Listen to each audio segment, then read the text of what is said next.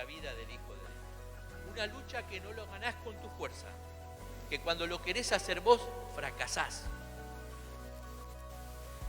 Esto tiene que ver con algo espiritual.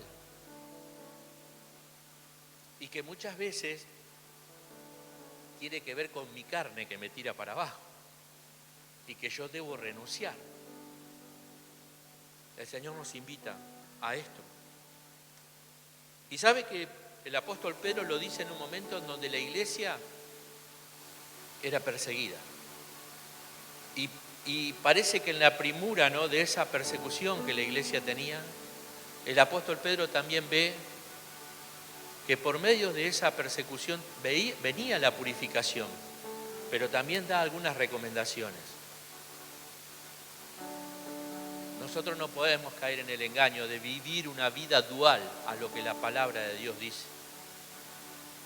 Entonces nosotros tenemos que ser verdaderos, sinceros, con Dios y con nosotros mismos. Y es lo que la palabra del Señor nos propone, ¿no? Así que bueno, él escribe esta carta y está dirigida a los hermanos de la dispersión que estaban en las distintas provincias romanas. Ustedes saben que Roma en ese tiempo gobernaba todo lo que era Europa, frente al Mediterráneo todo lo que es Asia, frente al Mediterráneo todo lo que es África. Y dentro de esos lugares tenía provincias. Y ahí Pedro escribe a 5 provincias donde había hermanos. O sea, no está dirigida en una iglesia especial. Por eso se le llaman cartas generales. El propósito era, primero, alentar a los hermanos y a fortalecerlos a estar firmes ante los ataques y la persecución que había en su contra. Primero era eso, a poder estar firmes, alentarlos en la fe. Pero el segundo punto que encontramos es para reforzar la gloriosa verdad de que el creyente es un extranjero y peregrino sobre esta tierra. Y en eso yo quiero también quedarme. ¿Por qué digo esto, hermano? Porque yo recuerdo ser joven y tener mi casa y empezar a trabajar para terminar mi casa y afanarme un poco. Déjenme decirle la verdad. Estaba recién casado y más de un domingo no vine por trabajar en mi casa, a la iglesia, a la casa del Señor. Es medio como que uno se afana porque quiere tener tal o cual cosa o quiere lograr esto, lo otro. Y sabe que el estar en comunión es necesario. El estar en la casa de Dios y alabar juntos es necesario. El estar en la casa del Señor y escuchar la palabra de Dios es necesario. ¿Para qué? Para fortalecer nuestra vida espiritual. ¿Por qué? Porque luego viene el cotidiano vivir. Y déjeme decirle, no vamos a vivir permanentemente en el Espíritu. ¿Sabe cuándo va a ser eso? Cuando estemos con Él. También hay que habitar dentro de este tabernáculo que Él nos dio. Que no es malo, pero el pecado original ha pasado a todos y en cierta manera nos afecta dentro de esta carne. Y encontramos esto, que ahora lo vamos a ver. Por eso que Dios nos ayude en esto y nos dé luz, nos dé claridad. Abstenerse, habla, ¿no? El verso 11, de esos deseos. O sea, no es en sí la carne, porque si hablamos de esto, de este tabernáculo, recuerde que la palabra de Dios mismo dice de que nosotros somos templo del Espíritu Santo. Entonces, ¿qué es lo que por ahí puede llegar a afectar, no? Y sabe que es simple entender que hoy vivimos en una época donde el mundo exalta todo lo que es contrario a la palabra de Dios. Exalta la lascivia, ¿no? También exalta la carne.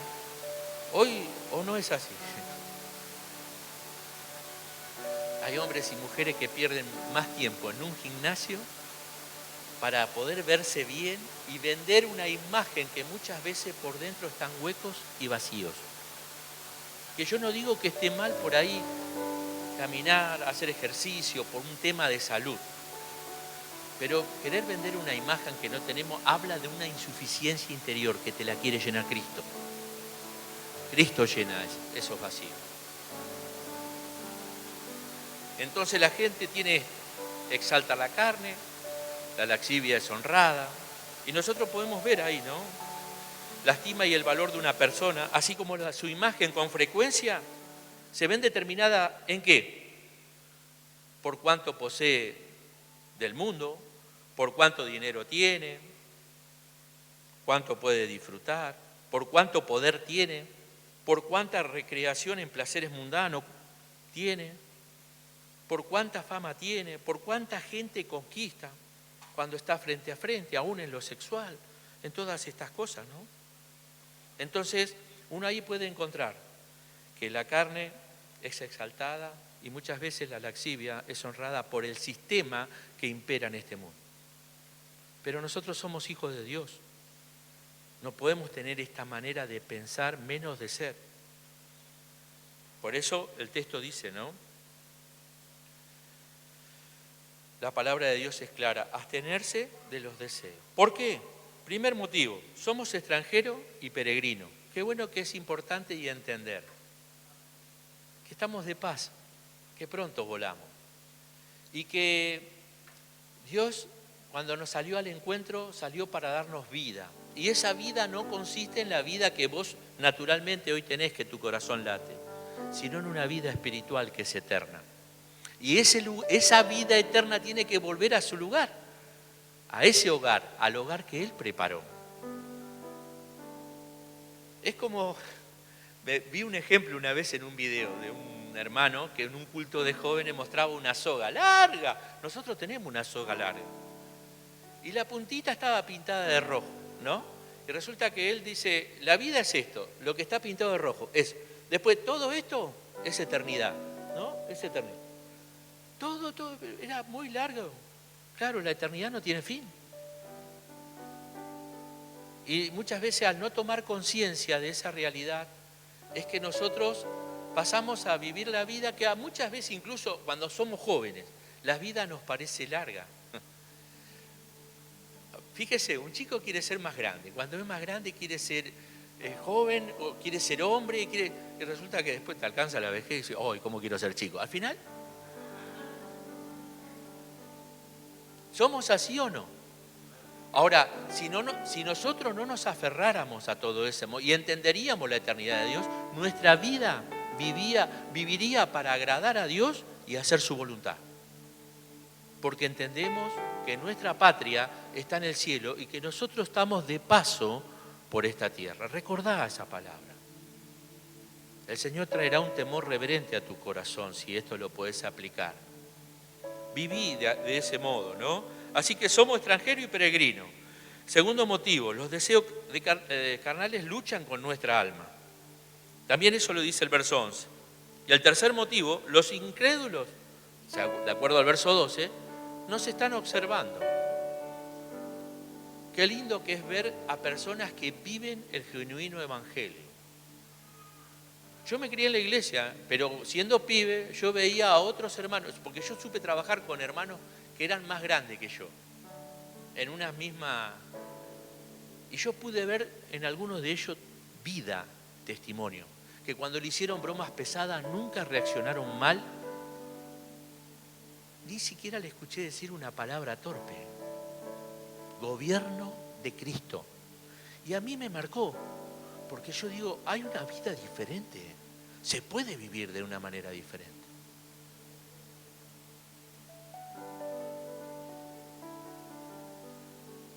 Qué lindo.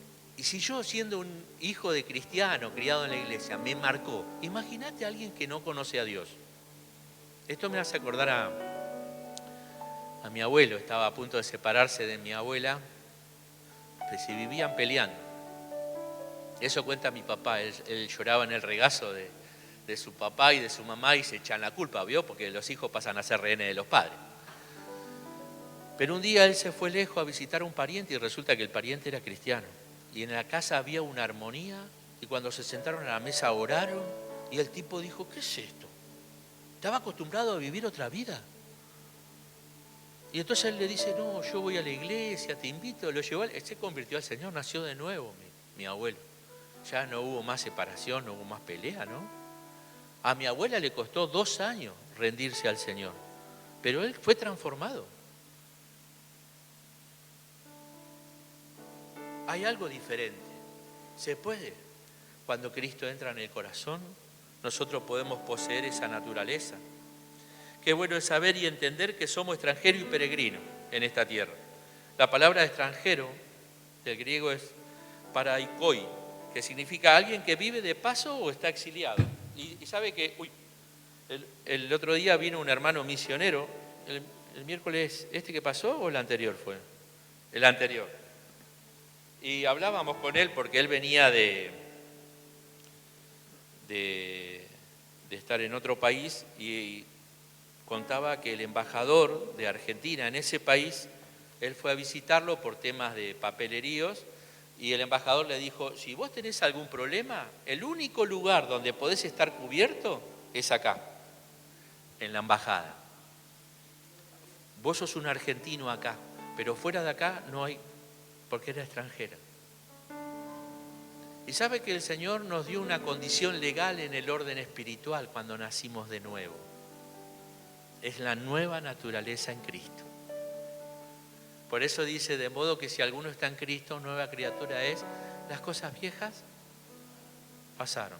El hermano Alberto venía predicando en los últimos domingos de que nosotros tenemos que desvestirnos de aquellas cosas que nos estorban y vestirnos de todas las cosas que Dios nos provee. Pero ¿quién debe tomar esa actitud y decisión? Yo. Amén.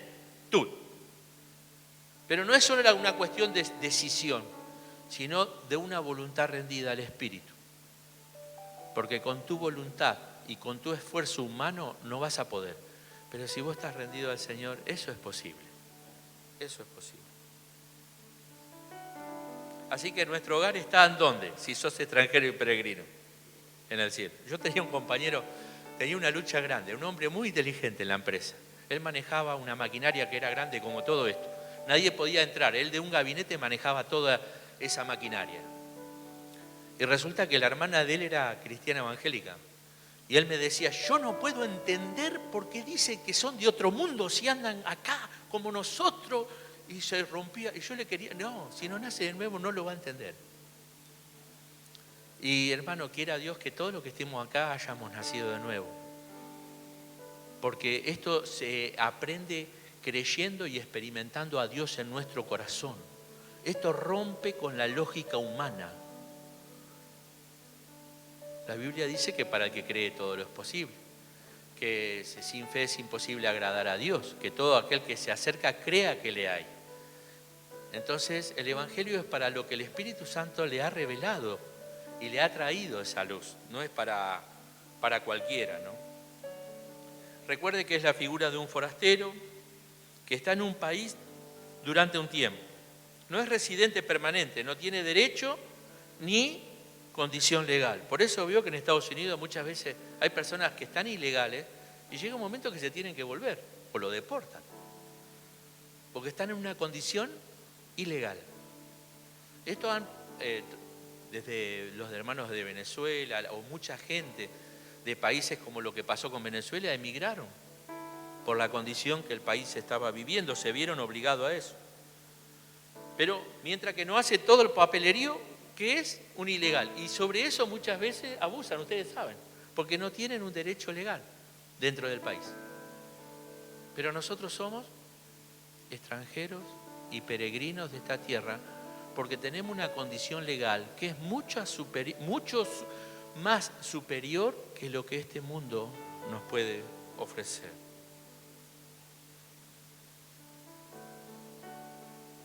El creyente es un extranjero, un forastero, un exiliado en la tierra. Es un residente, pero no en un cuidado de esta tierra, ¿eh? No tiene condición legal en este mundo.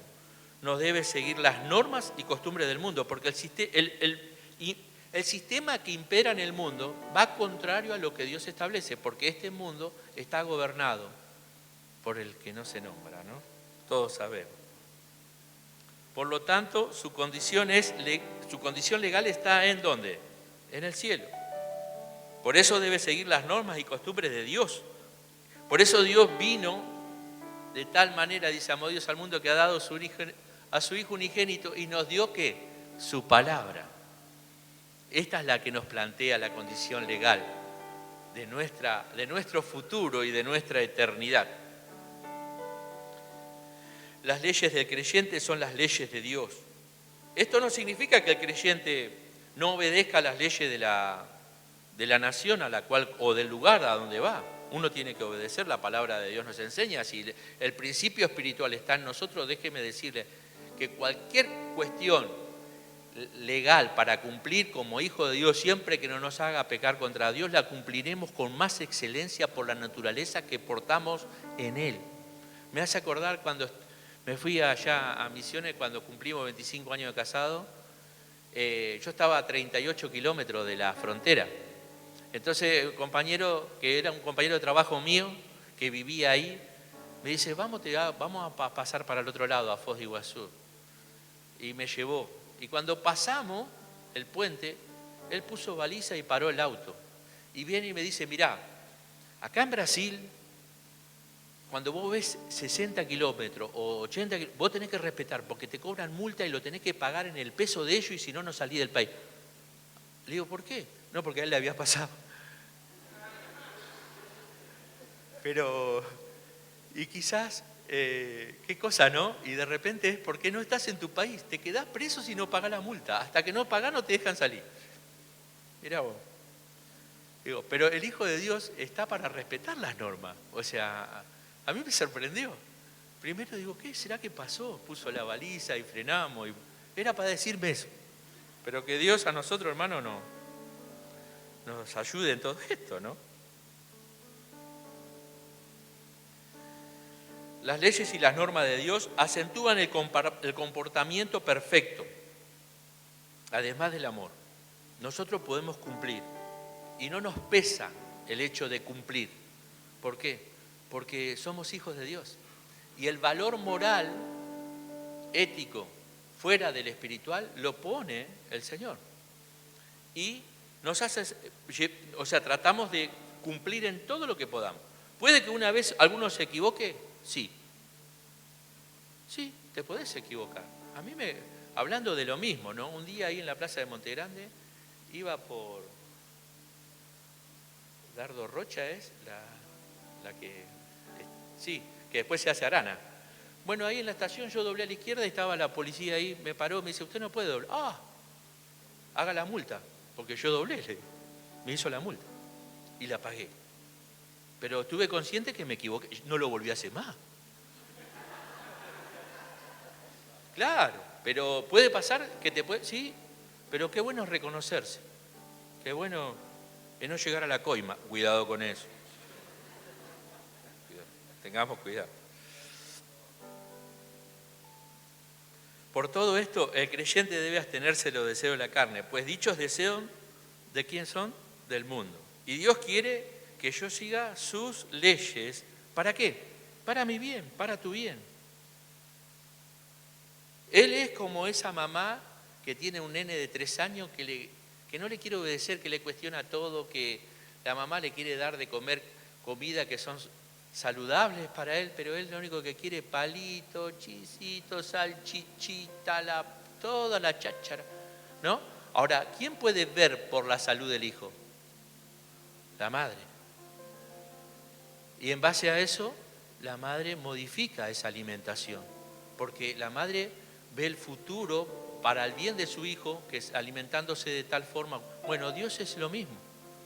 Dios puede ver lo que tú y yo no vemos. Entonces Él nos deja su palabra y por más que yo no entienda, Él me pide que yo obedezca para mi bien, para tu bien, que podamos tener esto. Esto dice Filipenses 3, 20 y 21. Filipenses, hay varios textos, yo les puedo dejar, no voy a leer todo. Y dice así, mas nuestra ciudadanía está en los cielos, donde también esperamos al Salvador, al Señor Jesucristo, el cual transformará este cuerpo de humillación nuestra para que sea semejante al cuerpo de la gloria suya, por el poder con el cual puede también sustentar o sujetar a sí mismo todas las cosas. Ese poder de Dios es maravilloso, porque transformará este cuerpo de humillación en un cuerpo glorificado para estar para siempre con Él. Apocalipsis 21, 27, Primera de Crónicas 29, 15, se los dejo. Por todo esto, peregrino, es para pidemos tiene la idea de ser temporal o extranjero, en tanto que para Cohen el peregrino da una idea más de visitante o de viajante. O sea, el creyente solo pasa por la tierra, por esta tierra, en su camino a la casa, al cielo, donde es su hogar. O sea, cuando nosotros podemos entender esto, también podemos entender que yo no soy fruto de lo que mi papá y mi mamá hicieron, sino que yo fui elegido por Dios antes que el mundo fuese para un propósito. Esa es identidad de hijo. Esa es la que Dios quiere que tú y yo recobremos. Y en esa seguridad debemos vivir. Siempre digo San Juan 13:3 lo que decía Jesús. Sabiendo Jesús de dónde venía, para qué estaba y hacia dónde iba, ¿qué estaba manifestando ahí?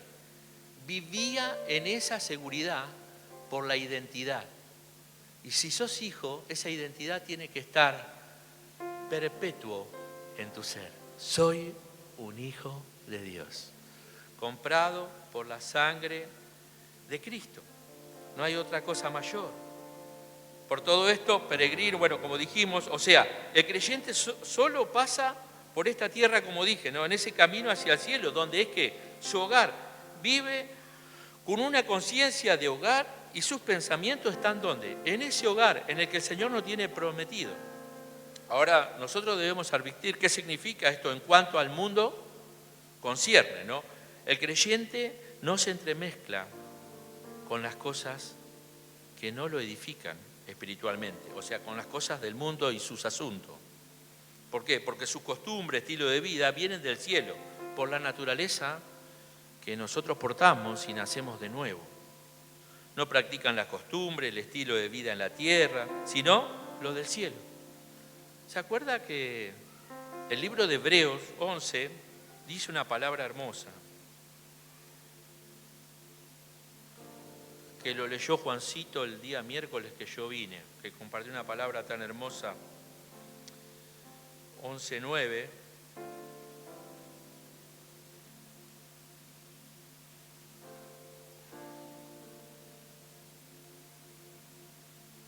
Once, 9 y 10. Y dice así: por la fe habitó como extranjero en la tierra prometida, como en tierra ajena, morando en tiendas con Isaac y Jacob, coheredero de la misma promesa, porque esperaban la ciudad que tiene fundamento, cuyo arquitecto y constructor es Dios. Así vivieron.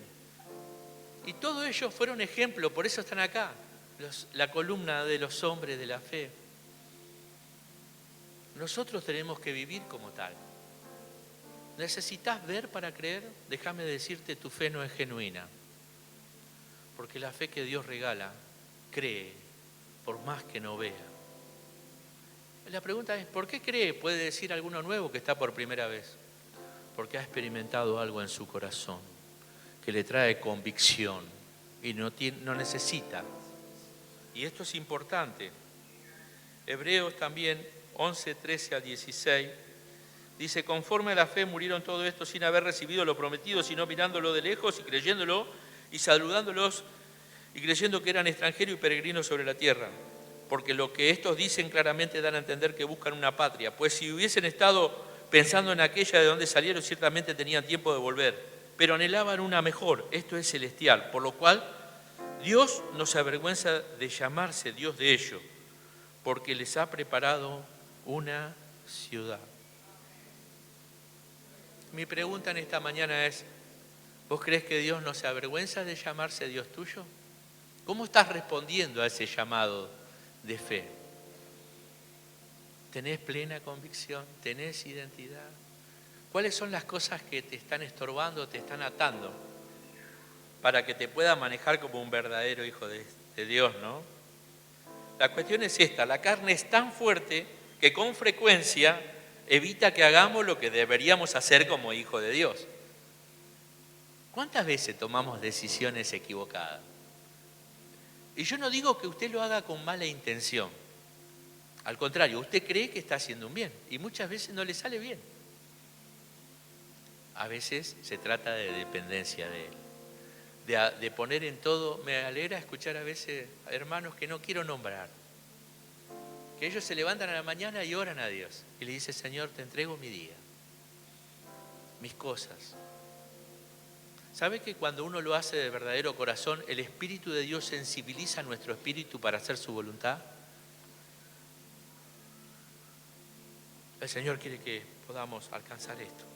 Por su misericordia, por su gracia, lo podemos hacer, pero necesitamos esa dependencia de Él. La única esperanza de llegar a controlar la carne alguna vez es andar en el Espíritu de Dios, en su presencia y poder. Ahí es donde podemos ser controlados por Él. Ya no hacemos lo que queremos, sino lo que Él quiere que yo haga. Pablo podía decir, ya no vivo yo. Fíjese que él tenía una gran... Este tema que estamos tratando, Pablo lo denuncia muy fuerte en Romanos 7. ¿Quién me librará de este cuerpo de muerte? Pero luego, en el 8, más gracias sean dadas a Dios, ¿no?, que nos da la victoria, porque el Espíritu mora en uno. Pero la lucha está, sí. Nadie la puede negar, nadie nos puede decir, no, yo no necesito, yo me siento bien. Cuidado. Como una hermana ya decía en la iglesia donde estaba mi suegra, yo estoy pasado de oración. Así decía. Qué bárbaro, no le hacía falta más, estaba repasado. Cuidado, ¿no? Y esto de el Espíritu de Dios lo habla muy bien Romano, capítulo 7, versos 5 al 10. Segunda de Corintios 10:4. Ese lo voy a leer, Segunda de Corintios 10:4. Para valer.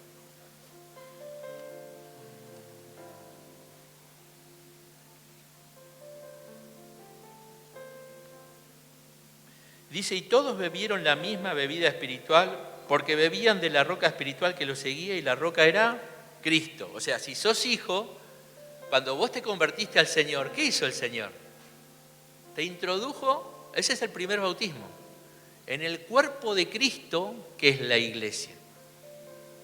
Y a partir de ahí, Él, por su espíritu, al darte vida, alimenta esa vida espiritual. Pero para que esa vida espiritual se haga fuerte, hay algo más ahí que está en tu alma, que es tu voluntad. Ahí es donde abarca tu decisión, tu razón, tu intelecto, tu emoción, tu sentimiento. Ahí trabaja. Dáselo a Dios, entregáselo a Él. Pedirle la fuerza que no te, y Él te lo dará, por el Espíritu. Amén. Y ahí uno se puede decir más que victorioso. Ahora, qué bueno es saber que la carne no es en sí pecaminosa. La carne o cuerpo humano ha sido otorgado ¿por quién? Por Dios. Y es para el uso de Dios. De hecho, cuando una persona se convierte a Cristo, su cuerpo se vuelve el templo y la morada de Dios a través del Espíritu Santo. Entonces, ¿contra qué luchamos? Contra el deseo. ¿Entiende, hermano? Contra ese deseo que muchas veces se manifiesta. No se le dice al cristiano que se limpia de la carne, sino del deseo de la carne, de acuerdo a Gálatas 5:16 y al texto que leímos. Digo, pues, andad en el Espíritu y no satisfagáis los deseos de la carne. Segunda de Corintios 7:1 dice, y de toda contaminación de carne y de espíritu. O sea, ¿por qué? Porque se termina contaminando cuando le damos acceso. Pero acá la palabra del Señor nos pide que tenemos que limpiarnos de toda contaminación. La exhortación es firme, absteneos de los deseos, los cuales batallan contra el alma. Debemos abstenernos. Y eso está en tu voluntad, en mi voluntad, en la voluntad de Él y de todos. Nadie escapa a estas cosas. Qué lindo, ¿no? Porque Alberto hablaba de que somos un cuerpo en Cristo. Pero no debemos descartar esa posibilidad de que perteneciendo a ese cuerpo tengamos problemas con nuestra carne, dificultades. Pero no para que vos caigas a decir, ay, con esto no puedo. No, no. Todo lo puedo en Cristo que me fortalece. Hay personas que muchas veces se sienten fracasadas porque luchan en su fuerza. Déjame decirte, Cristo, a través de su Espíritu, te quiere dar esa fuerza. Tómalo en el nombre de Jesús.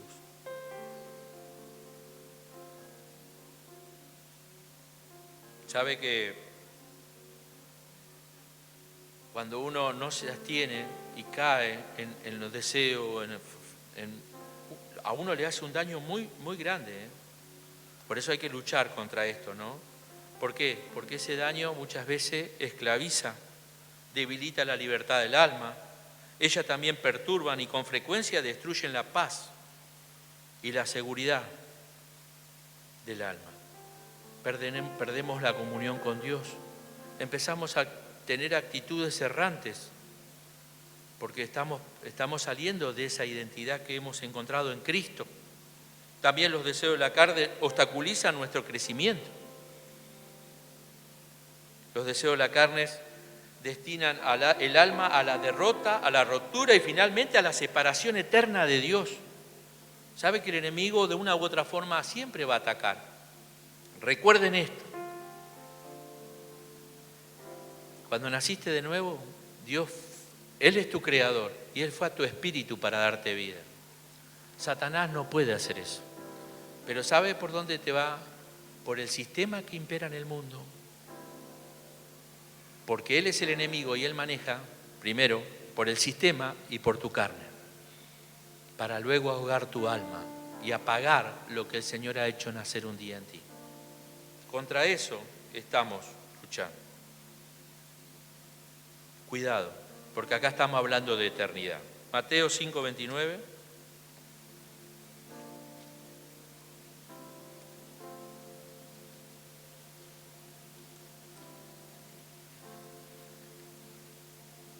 Y dice, texto conocido también. Por tanto, si tu ojo derecho te es ocasión de caer, sácalo y échalo de ti. Pues mejor es que se pierda uno de tus miembros y no todo el cuerpo sea echado al infierno. ¿Sabe quién decía esto? El amoroso Jesús. Pero es una verdad. No la podemos desestimar. No la podemos desestimar. Romanos 6:6 o 13:14, le dejo esos textos. Y vayamos a nuestro verso 12, porque ahí ya más o menos... Y dice el verso 12 que encontramos en Primera de Pedro: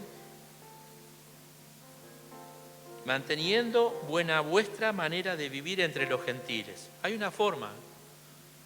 Si vos no podés hacer la diferencia, si la gente que se acerca a vos no ve algo distinto, vos tenés que preocuparte. Yo me tengo que preocupar. Nunca negué que soy cristiano, pero tampoco nunca salí a decir yo soy pastor. Y recuerdo que en la empresa donde trabajaba, yo trabajaba, hacía control de calidad y entraban chicas que eran licenciadas, ingenieras en alimentos, y había una que era terrible. Y sabía que yo era cristiano y nada más. Como no me daba lugar estaba en otro espíritu, esa es la verdad. Pero un día no sé qué problema hubo con una criatura y ella vino y me dice, yo sé que vos sos un hombre de oración. Y digo, ¿dónde sacaste eso? Había sido que uno de los hermanos que peluquero acá era peluquero de ella y le contó, ese es mi pastor. Entonces había una necesidad puntual y vino a pedirme oración. Pero qué bueno porque te ignoran, pero a la hora de la necesidad te reconocen. Y eso es importante, que nosotros podamos tener esto, ¿no? Manteniendo buena vuestra manera de vivir entre los gentiles, para que los que murmuran de vosotros, porque eso es lo que va a pasar, al estar en otro espíritu no hay comunión. Muchas veces hemos sentido ese desaire, porque nosotros no nos atamos a lo que ellos hacen y ellos tampoco pueden estar, entonces se genera eso. Y creo que muchos de acá de nosotros muchas veces hemos sido, sin conocer al Señor, verdugo, ¿no? Acá tenemos hermanos que tiraban piedra a la iglesia, están acá, ¿eh? Sí, si capaz que si hago pasar perdemos un montón. Sí, perseguían, injuriaban, pero qué lindo cuando llega el Señor, ¿no? Cómo cambia todas las cosas. O sea, el primer motivo es, debemos ser como hijos de Dios bajo su naturaleza. Así somos testigos, bajo la naturaleza que Él nos da. No en mi fuerza, porque mi fuerza se acaba. Había una hermana que allá de un anexo nuestro, que le fueron a predicar dos mujeres que eran testigos de Jehová. Y ella salió y se puso a discutir, la agarró de las mechas de los pelos. Se olvidó que era hermana. La tuvieron que disciplinar. Señor amado, en vez de ser testimonio, ¿qué pasó? La naturaleza de ser testigo no estaba en la hermana, estaba la carne. Cuidado. Testimonio, ¿de qué forma? Absteniéndonos de los deseos de la carne. ¿Por qué? Los incrédulos nos están observando. Ese sería el otro punto. Los incrédulos nos observan. Todo lo que el creyente genuino hace. Esta es la exhortación que el apóstol Pedro da. Debemos vivir vidas honestas ante el mundo. Y sabe que ellos pasaban un momento difícil por la persecución. Sin embargo, Pedro le pedía, quiero que sean como Cristo. No abrió su boca, se negó a sí mismo y estuvo dispuesto a... Tú no estás pasando persecución, pero déjame decirte, hoy se levanta un enemigo que trabaja sobre tu ser para no permitirte ser lo que Dios quiere que vos seas. No le permitas, porque Dios te ha dado algo que se llama voluntad, y eso lo tenés que gobernar vos, influenciado por el Espíritu Santo.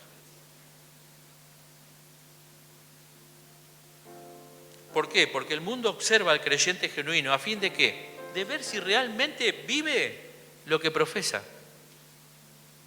Pasa. ¿Sabe, hermanos, que ellos, para el Hijo de Dios tienen un ojo crítico, muy crítico? Y ese es el filtro. Y vos no te tenés que turbar por eso, tenés que ponerte bien. Porque te obliga a vos a estar en un estándar mucho más alto.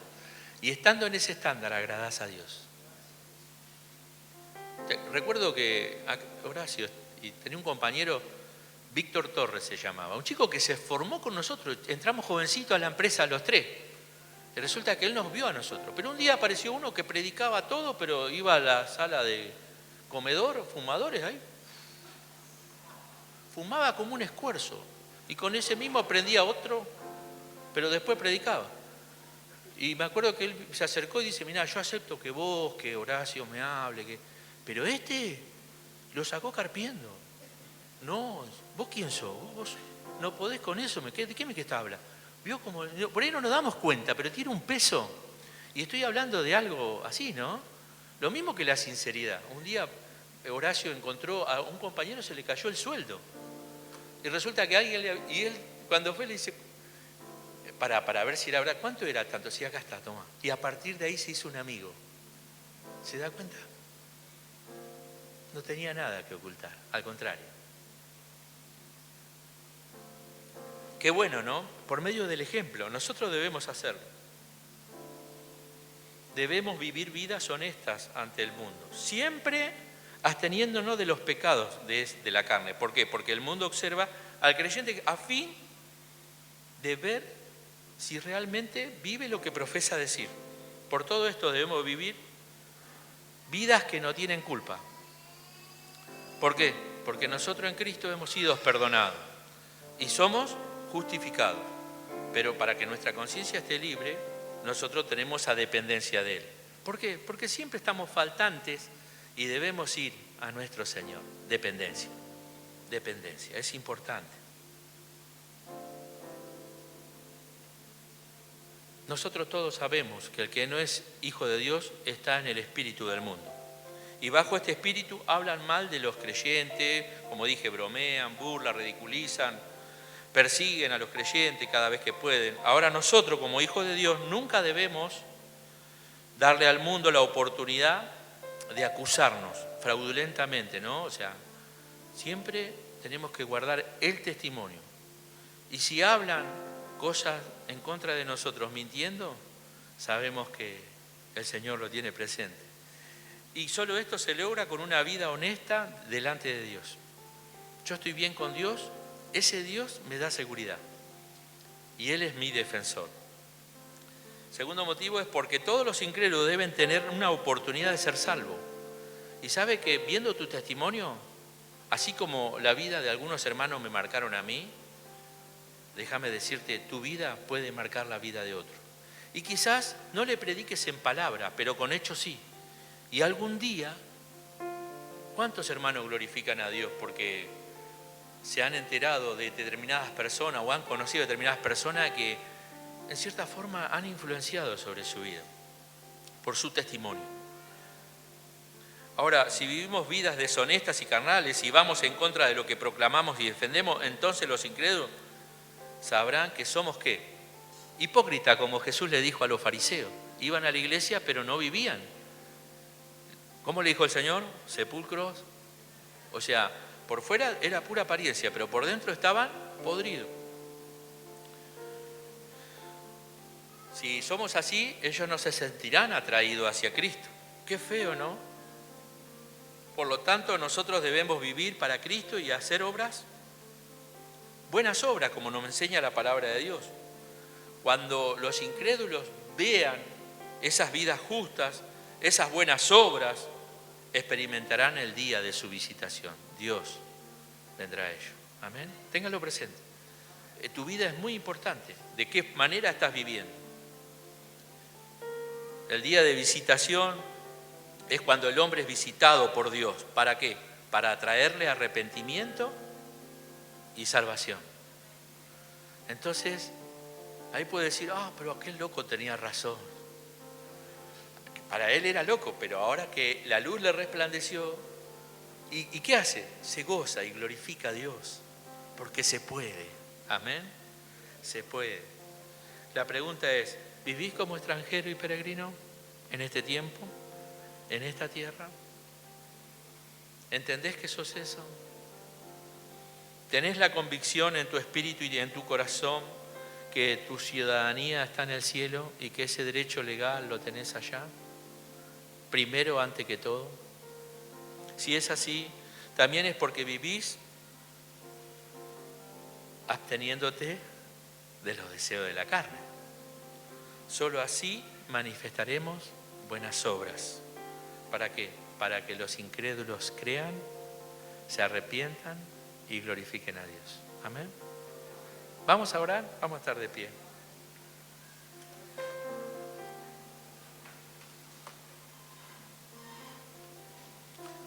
Que esta palabra haya llegado a tu corazón. Tenelo presente. Padre del cielo, gracias por tu palabra.